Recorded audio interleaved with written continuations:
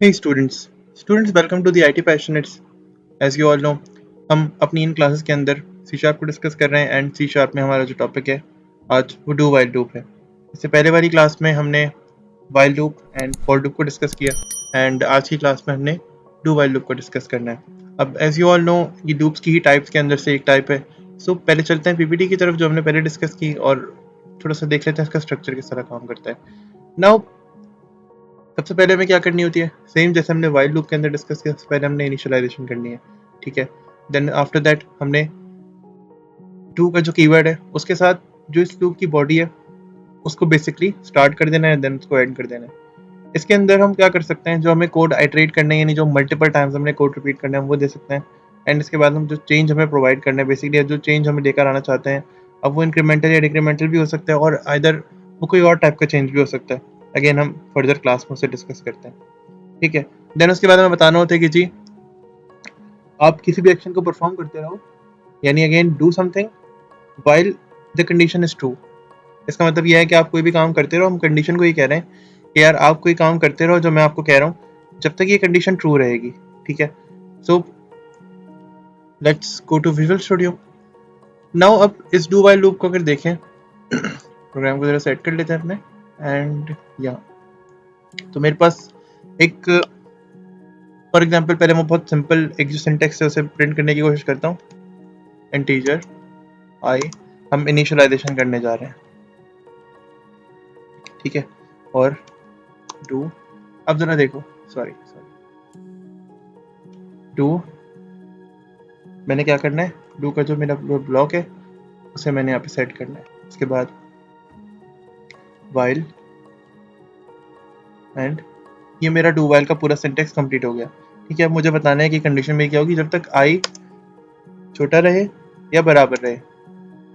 For example मैं इस loop को 5 मरतबा चलाना चाहता हूँ, तो मैंने कहा कि जब तक आई छोटा रहे या बराबर रहे किससे, 5 से, तो आप क्या करते रहो, मेरे मेरे लूप को उस वक्त एग्जीक्यूट करते रहो। लेकिन फॉर एग्जाम्पल मैंने आई की वैल्यू ही यहाँ पर, चलो पहले ऐसा करते हैं बहुत बेसिक चला के देखते हैं।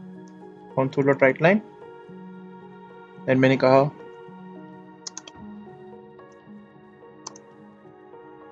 This is do while loop, control F5 and let's see. अब देखो कुछ मल्टीपल टाइम्स प्रिंट हो रहा है ना, और कोई लिमिट नहीं हो रही है। अगेन वाइल लूप की तरह यहाँ पे भी स्क्रॉल बार देखो कितना तेज तेज चल रहा है, यानी इसका मतलब ये इनफाइनाइट टाइम्स लूप मेरा जो है ना वो एग्जीक्यूट हो रहा है। देन मैंने यहाँ पे क्या करना है, जैसे हमने वाइल लूप के अंदर डिस्कस किया, मेरी लास्ट क्लास अगर आप देखें तो वो आपको याद आएगी। जैसे हमने वाइल लूप के अंदर डिस्कस किया, हमने यहाँ पर इंक्रीमेंटल ऑपरेटर या जो चेंज था वो प्रोवाइड नहीं किया था, तो लूप मल्टीपल टाइम्स चल रहा था। ठीक है, control F5 let's see, this is for loop, this is do while, sorry this is do while loop कितनी मरतबा चला, 1 2 3 4 5, ये आई की वैल्यू 6 भी हुई होगी। ठीक है, आई की वैल्यू एक टाइम पे यहाँ पर 6 हो गई होगी, लेकिन जब यहाँ पर आगे चेक हुई होगी ना तो पता चला होगा कि भाई 5 से छोटी वैल्यू तक तो एक यानी एक्सेप्टेबल है, बट 5 से बड़ी वैल्यू एक्सेप्टेबल नहीं है। ठीक है, या इवन 5 की जितनी वैल्यू भी एक्सेप्टेबल है, क्योंकि इक्वल्स टू का ऑपरेटर भी लगा हुआ है यहाँ कंपैरिजन के अंदर।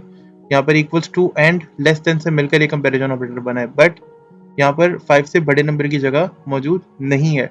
सो ये 5 टाइम्स ही चलेगा। ठीक है, आप इसे पुरानी एग्जांपल्स के थ्रू डिस्कस कर सकते हैं, इसकी प्रैक्टिस कर सकते हैं।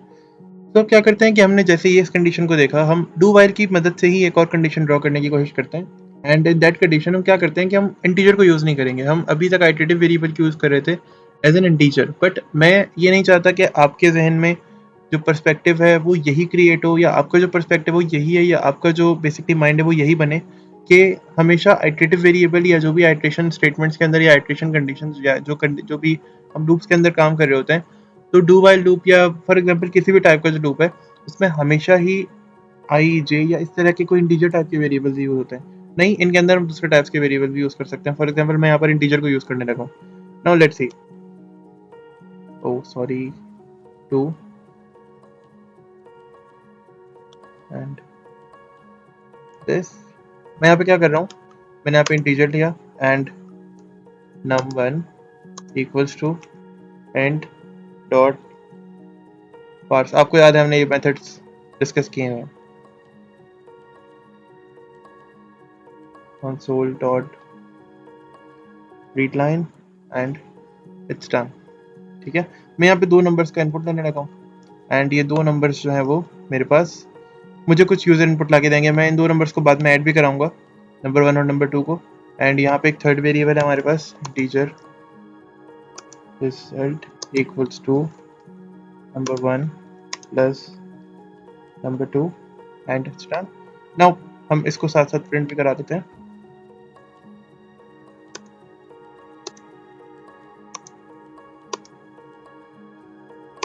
द सम इज, अब मैं इसको प्रिंट करा देता हूँ साथ साथ, रिजल्ट। अब यूजर की ये कंडीशन किस, या ये जो लूप है हमारा, ये किस वजह से रिपीट होगी बार बार। तो मैं ये चाहता हूँ कि यूजर एक इनपुट दे, और अगर वो, यानी आपने इस तरह के प्रोग्राम देखे होंगे फॉर एग्जांपल, या आपको कभी इस चीज़ की ज़रूरत पड़ सकती है कि आपका ये जो प्रोग्राम है वो रिपीट हो, आपका कोई प्रोग्राम रिपीट हो, किस बेसिस के ऊपर कि यूज़र की मर्जी से। फॉर एग्जांपल आपने यूज़र से पूछा कि क्या आप इस पेज को मजीद रिपीट करना चाहते हैं, क्या आपने भी जो प्रोग्राम परफॉर्म किया, क्या आपने कोई जो अभी फंक्शन परफॉर्म किया, क्या आप चाहते हैं कि ये फंक्शन मल्टीपल टाइम्स रिपीट हो, या आप क्या चाहते हैं कि ये फंक्शन रिपीट हो। फॉर एग्जांपल यूज़र अगर येस कहता है तो आप उस फंक्शन को रिपीट कर सकते हैं, यूज़र अगर नो कहता है तो आप उस फंक्शन को वहीं पर ही डिस्क्वालीफाई कर सकते हैं। ये कैसे होता है, हमने डू के अंदर वो काम तो कर लिया जो भी होना है, ठीक है, अब इसको रिपीट कैसे करना है इसको देखते हैं।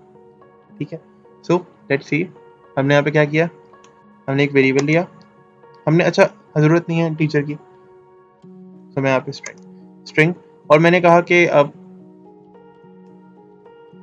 कंफर्म कर रहा हूँ मैं यूज़र से, इक्वल्स टू, मैंने यूज़र से इनपुट ले लिया, और ये यूज़र मैंने जो इनपुट मुझे दे रहा है इसको मैंने, क्योंकि मुझे नहीं पता यूज़र अपर केस में या लोअर केस में कोई भी इनपुट दे सकता है। ठीक है, यूज़र कोई भी इनपुट देगा, आई डोंट केयर, मुझे कोई मसला नहीं है उससे।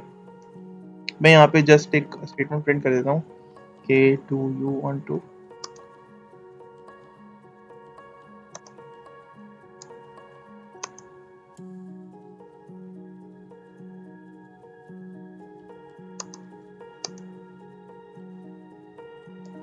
मैंने कहा do you want to repeat this program, ठीक है, एंड बैकस्लैश n 1 पे मैंने कहा कि यस, इवन 1 भी नहीं, यस नो। अगर यूज़र यस कहेगा तो हमने क्या करना है, हमने यूज़र को प्रोग्राम प्रिंट करा के दे देना है। अगर यूज़र ने नो कहा तो हम यूज़र को प्रोग्राम प्रिंट करा के नहीं दे सकते।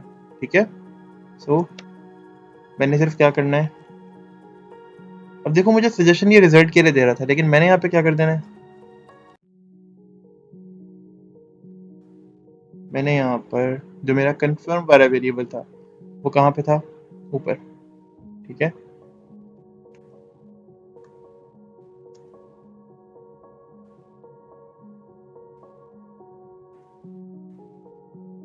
अच्छा अब देखो हुआ ये है कि ये जो कंफर्म वाला मेरा वेरिएबल है ये मेरे स्कोप में नहीं आ रहा है, व्हाइल लूप के स्कोप में जहाँ पे मैं कंडीशन डिफाइन करना चाहता हूँ।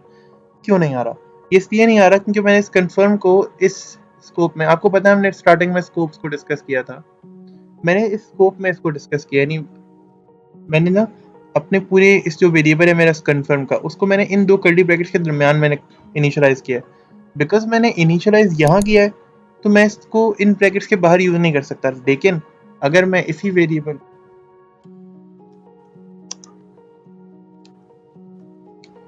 यहाँ पे अगेन स्टार्ट कर दूँ और मुझे यहाँ पर ये करने की जरूरत ना पड़े, so I can use it anywhere. ये देखो, अगर तो कंफर्म बराबर होता है, देखिएगा यस के, अगर यूजर का कंफर्म बराबर होता है यस के तो मेरा प्रोग्राम रिपीट हो जाया करेगा, एंड अगर नो के बराबर होगा तो ऑब्वियसली नहीं होगा रिपीट। अब यूजर यस करे या नो करे, डिपेंड्स। नाउ लेट्स सी, मैंने कहा 2, देन मैंने कहा 3, ठीक है, अब मुझसे पूछ रहा है कि आप रिपीट करना चाहते हैं, आई सेड यस। इसने फिर से मुझसे इनपुट मांगा, मैंने कहा जी मुझे 12 और आप 4 का इनपुट दे दो। इसने मुझसे फिर एक आउटपुट शो कर दिया। अब ये मुझसे फिर से पूछ रहे हैं कि क्या आपको फिर से वाक्य रिपीट करना है, मैंने कहा यस। इसने मुझसे फिर से इनपुट लिया 4। Now it again set me again कि यार हाँ क्या आप फिर से रिपीट करना चाहते हो, ये देखो रिजल्ट आया, रिजल्ट के बाद फिर से मुझसे पूछ रहे कि क्या आप वाकई में फिर से रिपीट करना चाहते हो। अब अगर मैं नो कह दूंगा तो ये रिजल्ट जो प्रोग्राम जो है वो यहीं पे डिसकंटिन्यू हो गया, एंड मैं यस कहता गया इतनी देर से, तो क्या हो रहा है, ये प्रोग्राम रिपीट हुए जा रहा है। सही, अंडरस्टैंड? सो ये बेसिकली वाइल या डू वाइल लूप्स हैं। हमने डू वाइल लूप को आज डिस्कस किया। अब हमने देखा कि हम आइटरेटिव वेरिएबल या जो आइटरेशन के अंदर हम यूजुअली वेरिएबल यूज करते हैं जिसमें हमने इंटीजर की फॉर्म में चेंज को अगेन नोटिस किया। एक तो वो फिटनेस किया हमने, या वो बेसिकली हम चीज नोटिस कर रहे हैं मुसलसल। एंड अब यहाँ पर हमने इंटीजर यूज नहीं किया है चेंज के वेरिएबल के लिए ना। यहाँ पर अगर हम चेंज की बात करें तो चेंज यहाँ हुआ है, ठीक है, इस इनपुट में आने के बाद, क्योंकि हमने यहाँ पर देखा है कि हम इस लूप के अंदर एज अ कंडीशन किस वेरिएबल को यूज कर रहे हैं, तो वो हमारा वेरिएबल होगा आइटरेशन वाला, ठीक है।